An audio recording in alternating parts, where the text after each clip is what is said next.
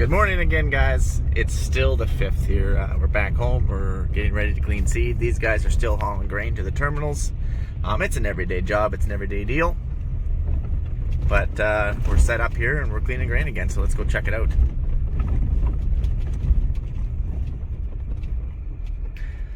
Right. So each hopper bin is about 5,300 bushels. And like I said before, this very end bin, which the auger is in, is what we call the dirty bin. So we just keep dumping the dirty grain into here. Then it automatically goes out via electric augers into the cleaner. Like I said before, there's eyes up in that hopper, not eyes like what you and I have. They're electric. There's one. And so basically it's all automatic. You can't run this over. Angle here, so it's automatic. Once it fills up, it'll hit that top eye, shut this here auger off until it cleans itself back down, and it'll fire up, hits the low eye, fire up the auger again. Pretty self-explanatory. We're cleaning durum now.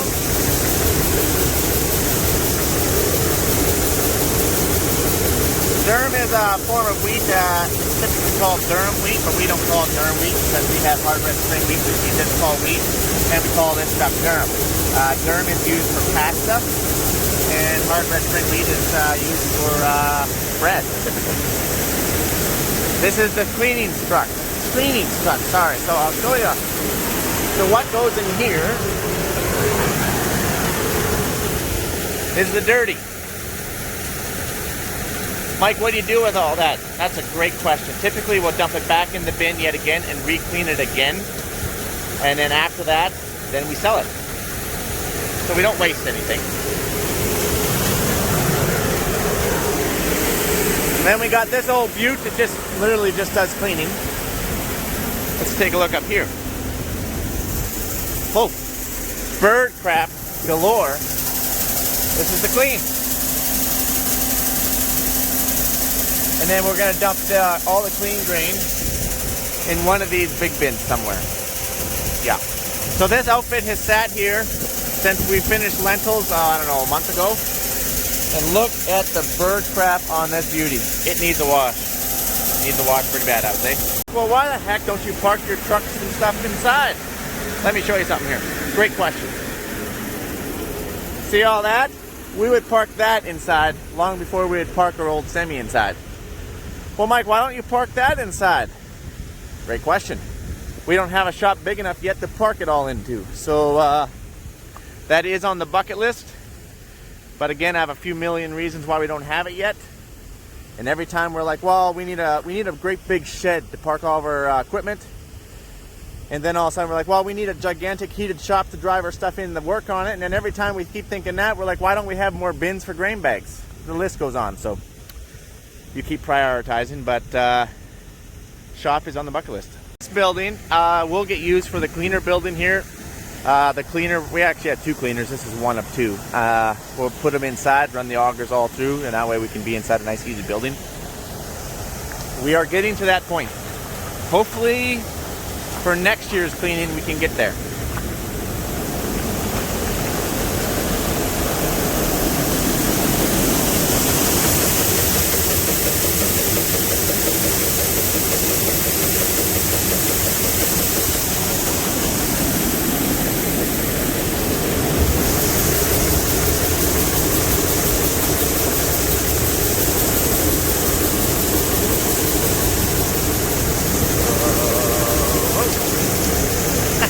Pointed out we should weigh the truck to see how much bird crap's on it. Yeah, I'm guessing 1.5 tons. 1.5 tons worth of bird crap. Oh, it's so bad. The birds love it down here because there's always lots of grain and kernels on the ground. So it's basically a gigantic self-feeder. And saying that, let's go see how Jared is loading over here. Remember, Jared and Mark, Rick, Brian are hauling through the terminals. I thought you guys were picking up bags. We were, and we still are. But you can't always just pick up bags because the terminals kind of tell you what they're looking for, what the contracts are. Maybe you want to mix some different grain off, so on and so forth. Oh yeah, this is the new U-Tron. The They just bought this new U-Tron auger.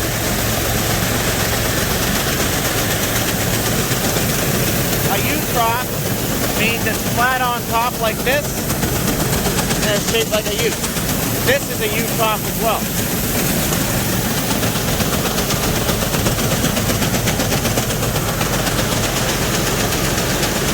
I'm told they really like it.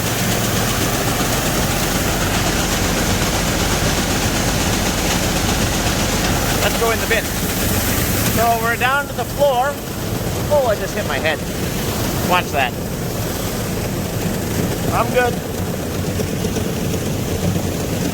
These bins are around that 57,000 bushel. Big flat bottom bins. The drag, well, this, we call them a sweep. We call this a sweep. Yeah, I know, right? We all have a slang for something.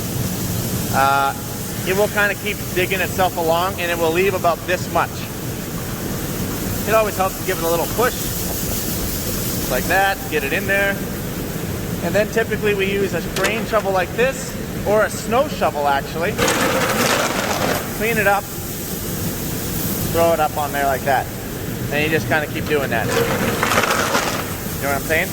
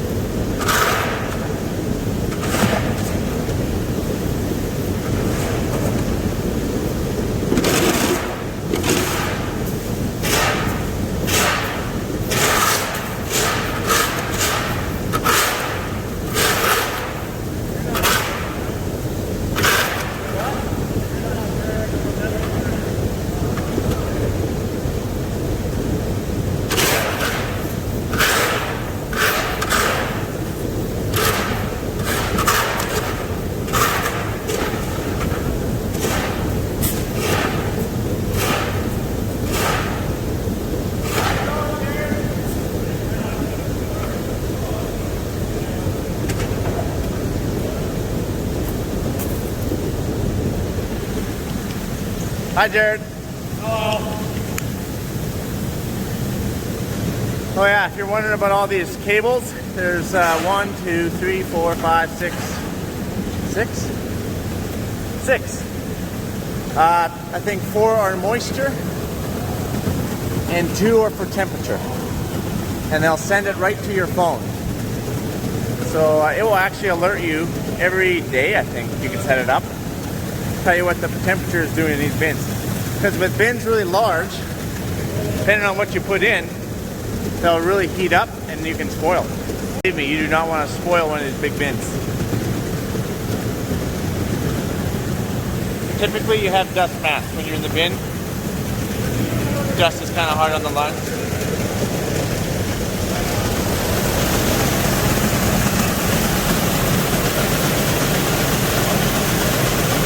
So I don't think they're loading primary load yet.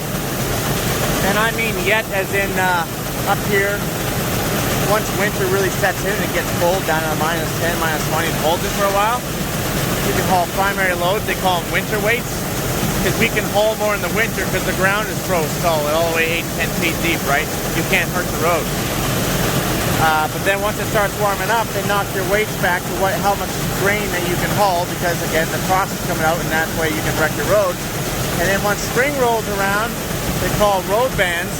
You can pretty much can't haul very much with road bans. You want to just leave the truck at home. It's not worth your time. That's just to save our highway. Secondary loads.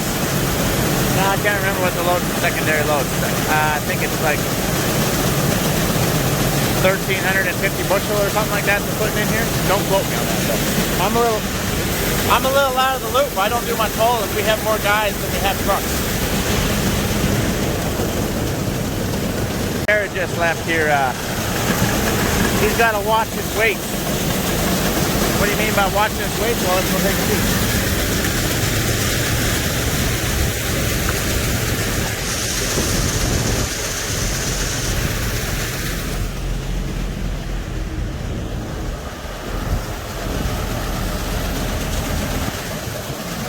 Careful. Just right there. He watches that air pressure gauge. He knows what weights he's going for, and that way he gets the load. You're still hauling secondary, aren't you, Jared?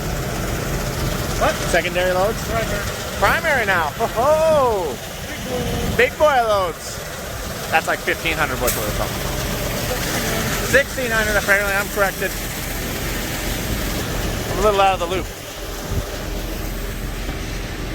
So Lee is standing right there by the electric motor because Jared's going to have to switch trailers pretty soon, which means that trailer is full. We'll cut the auger off, we'll move to this one, we'll load this trailer. Every guy loads differently, but that's how we do it.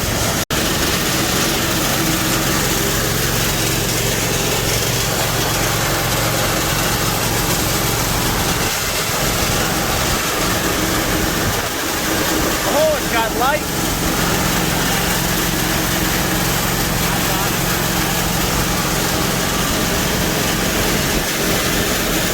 That, Jared waved to stop, we shut that off, and by turning that off, it actually turns the sweep off. Let this auger clean out a little bit, and shut it off. It's got an electric clutch on it, you don't have to worry, and then just idle the engine down, yada yada yada, you got it. And Jared's going to move forward.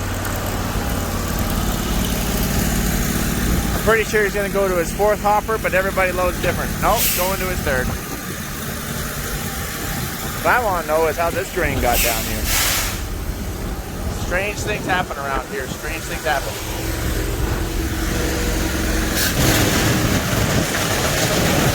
Turn it back on. Okay.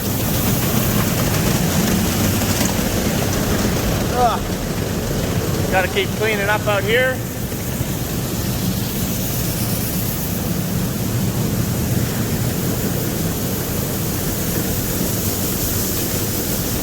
I'll put this down and do some shoveling again. So if you're wondering about the twine hanging down on these things, good question. It's because, where is it? Somewhere here. There's a small screw, I just don't see it. Oh, I think it actually ripped out here. That's odd, that doesn't normally happen. But, bounced right into it, sorry about that. You have to tie them down. Otherwise, they're just gonna push up with the grain. You tie them down and then the sweep will come and chew that twine off. Don't worry, it won't wreck anything. And then you're good to go. They'll all be tied down.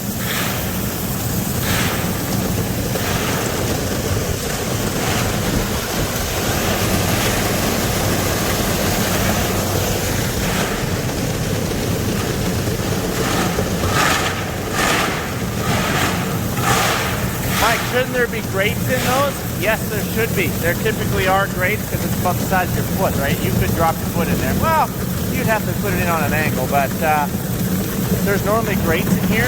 But the problem is with chickpeas, you get lots of pods typically in chickpeas. Well, with the exception of the ideals. But normally you would have lots of pods in your chickpeas, and they can plug off your gates because there would be wires, and then crisscrossing wires. And if you plug up these gates, every one has been cut out, you can't open your door. Right? If you plug off all your gates, you can't open your door. Well then, how the crap are you supposed to get your grain out of your bin? You would have to cut a hole in the side of your bin. No, we've had trouble with this before. You cut the grates out. The first thing we do, cut them grates out. And then watch where you're walking. Just have some common sense, guys. Just take a little common sense. Close these ones off right by the door so you don't have to worry about it. You keep this one open. Typically this one can be closed off too. Then you just keep this one open. It's actually extra long. Twice as long, right?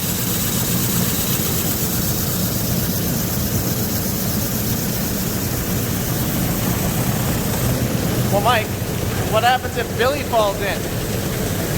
Don't fall in, Billy. So then once we're done shoveling it, then typically we'll sweep it up if we're going to change a crop. If it was going to go to like a chickpeas or something like that, you can do a really quick sweep. Doesn't have, you don't have to worry about getting every kernel out. You know how hard it is to get every single kernel out? Not very easy. No, we don't use a big vacuum to vacuum it out. It's just a broom. Normally, whoever draws the short straw. What do you think, Jared? The sweep is slow. Yeah, this is the... We have 4 older bins, and the sweep's a lot slower, and the newer bins are all quite a bit quicker.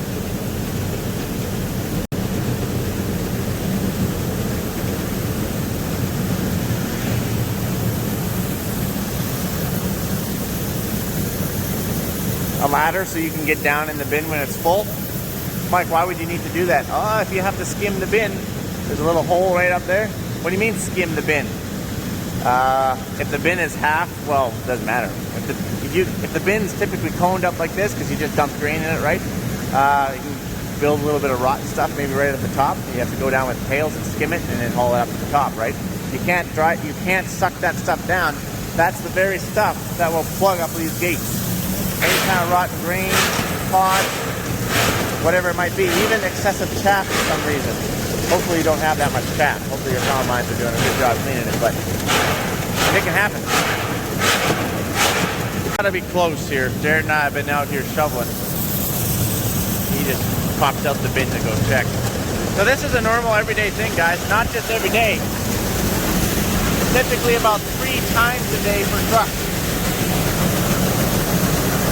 Mike, how far are they going? About 100 miles up one way.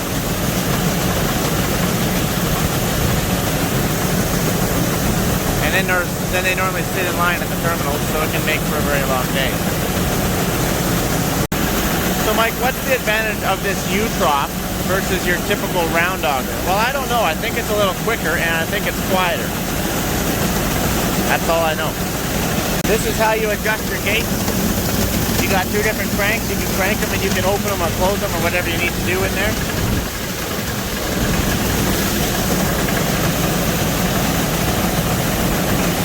Alright, you just hold this and shut it off.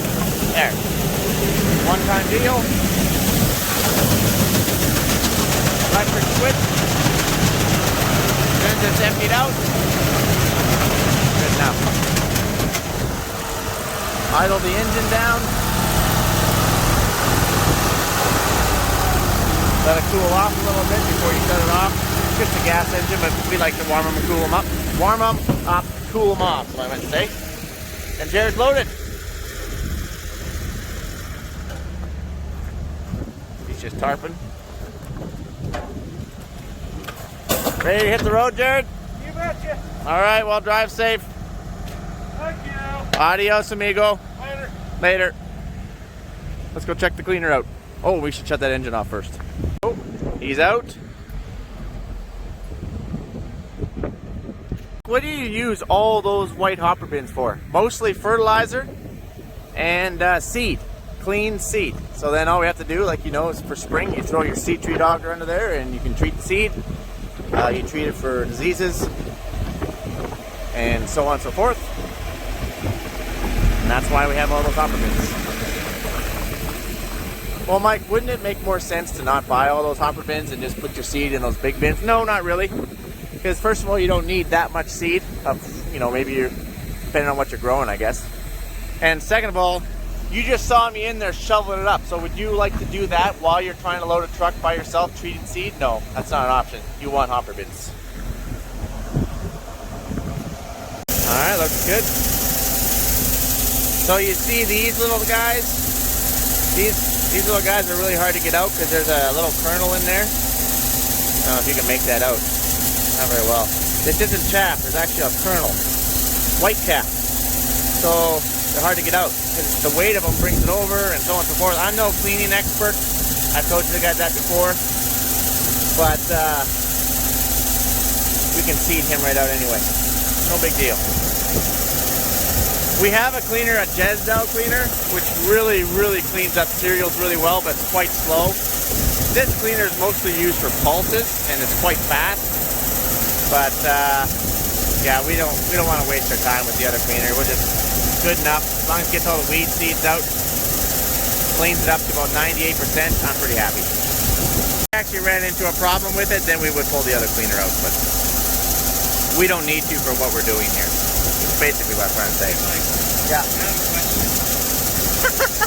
What's your question? So, when this gets green then, Yeah. with the green ones that are immature then... These ones? These ones?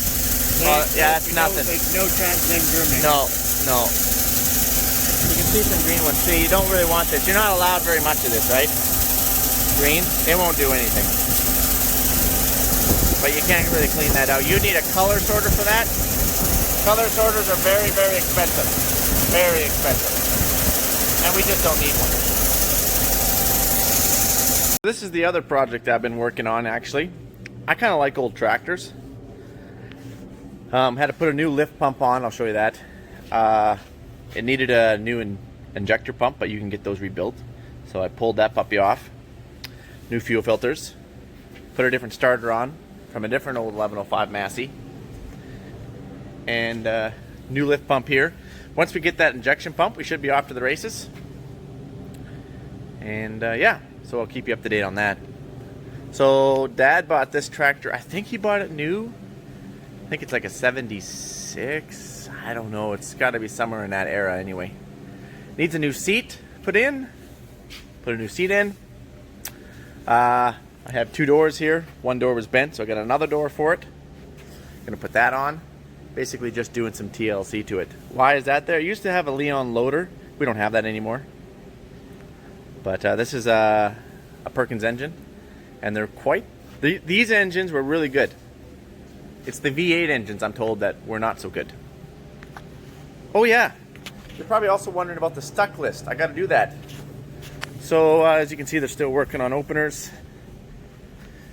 Frank actually lost. Big Frank.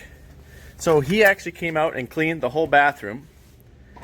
I think he came out on Sunday or something. He didn't even let me know that I was doing it, that he was doing it, because I wanted to video it. The bathroom was quite a mess because obviously we kind of let it build up for the loser. But yeah, so he cleaned the bathroom. And the winner is Brian. So I'll do a little more update on that. Brian didn't get stuck, not even one time. 0 times. And Frank got stuck. I'll do an update on that, but that's just kind of what I got so far. So I'm going to tinker on here, and I'll talk to you in a bit. Let's head back down here. Oh, Brian's back. He's loading.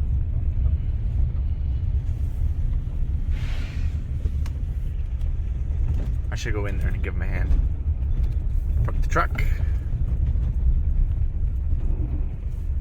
All right, we're full.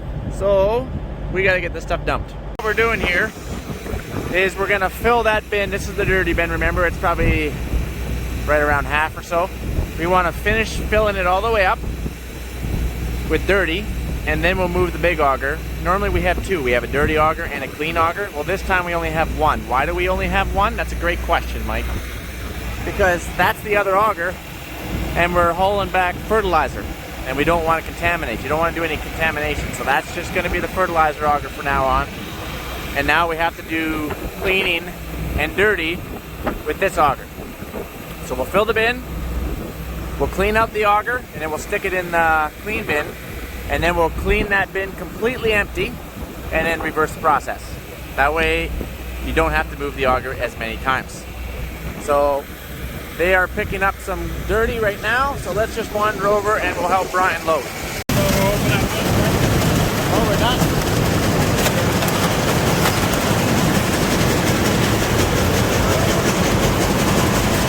Set off the sweep. There we go.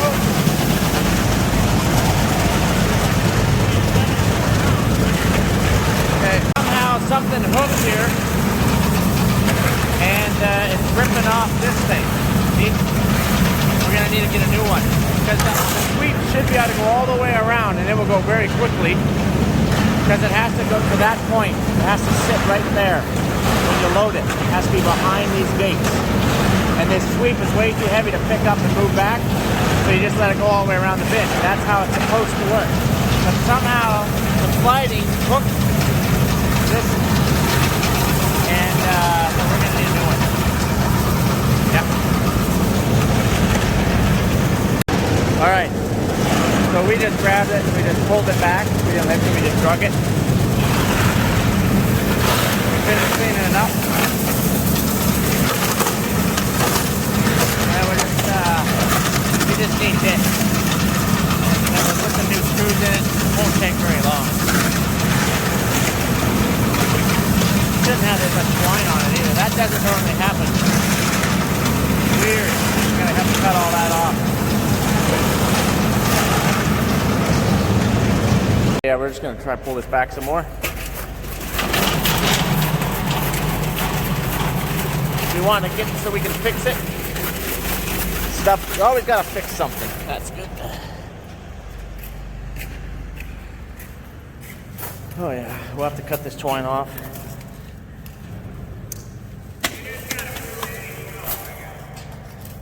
Oh, I have to get some wrenches here, and then I'll pull this thing off. The sweep has to sit. It has to sit right behind here.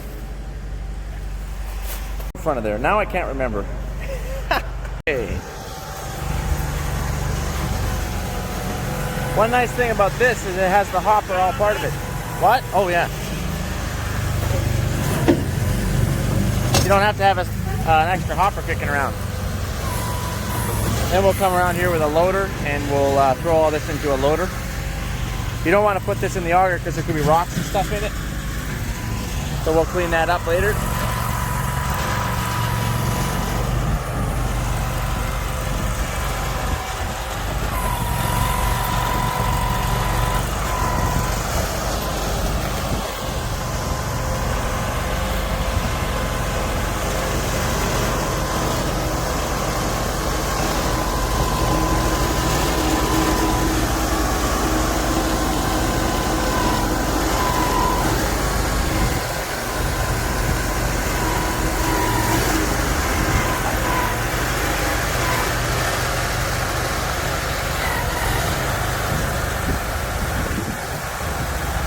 There you go. And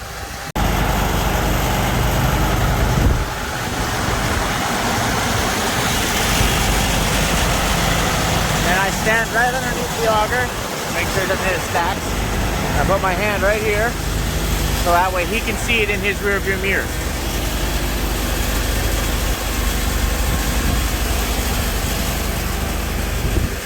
We're going to 3.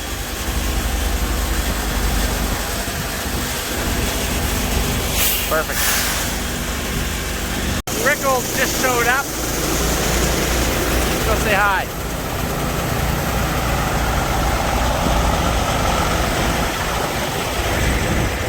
See if I can't scare him. Oh shoot, he saw me. Ha!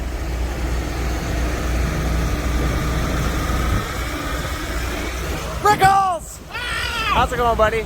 Hi. Hi. Good. How are you? Hi, I'm doing good. Good. How's the roads? A little windy. Is it a little windy? A little bit. A little hard pulling? A little more diesel consumption? I use a quarter tank going one way. Ouch. Pretty good. That hurts. I barely made it to 100. Ooh. Barely made it to 100. And you have quite a few horse ponies. You got quite a few horse ponies in there. What's that? How many horse ponies you got? I think this one's 500. Oh, that's why. That's not. No. I need 100 more. Yeah, 600. Then I can do it. Oh man. Okay, the video's pretty long already, so I'm gonna let you go. We're gonna keep cleaning and help loading and cleaning and loading and cleaning and loading and cleaning and loading. And that's about it. Adios, amigos. Bye, Rickles. Bye. Well, we were unloading. We cleaned out the auger and moved the auger. We're actually gonna start putting the dirt in that bin. Change of plans. Just about got the truck unloaded. We could smell hydraulic oil. Burning hydraulic oil because it was hitting the, yeah, it's basically everywhere. So, Mike, yeah. I have a question again. Yeah, I do too. I have a lot of questions right now. And of course, we can't just shut the tractor off. You cannot shut these things off loaded. You'll never get them going again. You'll probably shear your pin on your PTO. So you just got to keep running it so you can get the auger empty. Of course, you're trying to shut the truck off as fast as you can and then get the auger empty. Meanwhile, it's just puking out hydraulic oil and it's just smoking. You're like, man, I'm going to start a fire on this thing. The deer's going to burn to the ground here in a minute. And then we got to shut down. I think you sent her a little too hard, eh? I think we sent it a little too hard. I think you did. The old Bert sprung a bit of a leak. Say what? Oof, boy, she's smoky. Now we can't move our truck. Well, we can move the truck, but we can't move our swing because it's hydraulically driven, and that's hydraulic oil, not engine oil. Nothing wrong with the engine. That's hydraulic oil. So the hydraulic reservoir, actually that's probably coming off the cooler, eh? What were they working on? They were working on something on this before. Oh, the return line. They were working on something on here before. The hydraulic block's just there, bud. What? The hydraulic block's just here, and that's where it's gone. Oh, I see. Well,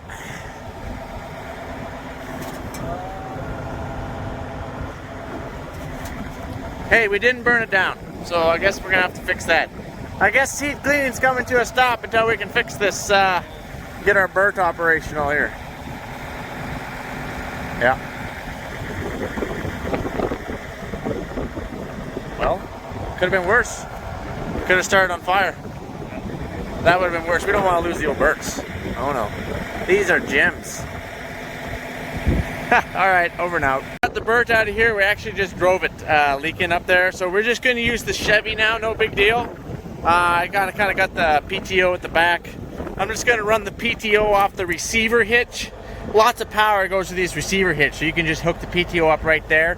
I actually put these hydraulic hoses, one up top here, and the other one goes here. And I'm rocking about 700 horsepower there in that Chevy, so we're going to get fired up here right away. Oh man, I hope you know that I'm joking. Okay guys, I gotta go.